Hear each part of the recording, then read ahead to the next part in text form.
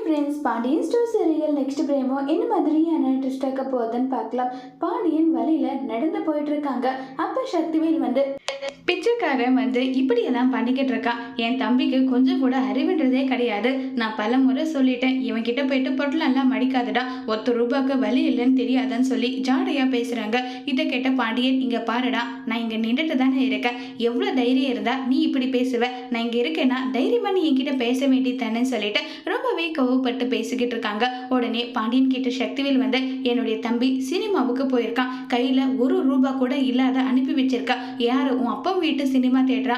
அவங்க காசு கொடுக்காம பாக்குறதுக்கு அவன் உனக்காக உன் குடும்பத்துக்காக எவ்வளவு விசுவாசமா இருந்திருக்கா. எங்களை எல்லாம் பகிச்சுக்கிட்டு கூட உனக்காக வந்திருக்கான். ஆனா அவன்கிட்ட நீ ₹1 கொடுக்காத அனுப்பியிருக்கன்னு நல்லா சொல்லி சக்திவேல் திட்ட பாண்டியன் ரொம்பவே கோவப்பட்டு நேரா பழனி கிட்ட போறாங்க. பழனி கிட்ட போயிட்டு, ஏண்டா உனக்கு என்னுடைய கடையில எல்லா உரிமை இருக்குதானே? உன்கிட்ட பணம் இல்லைன்னா என்கிட்ட பணம் இல்லைன்னு சொன்னா நான் கொடுக்காதையே போயிட போறேன். எதுக்காகடா நீ இப்படி பண்ற?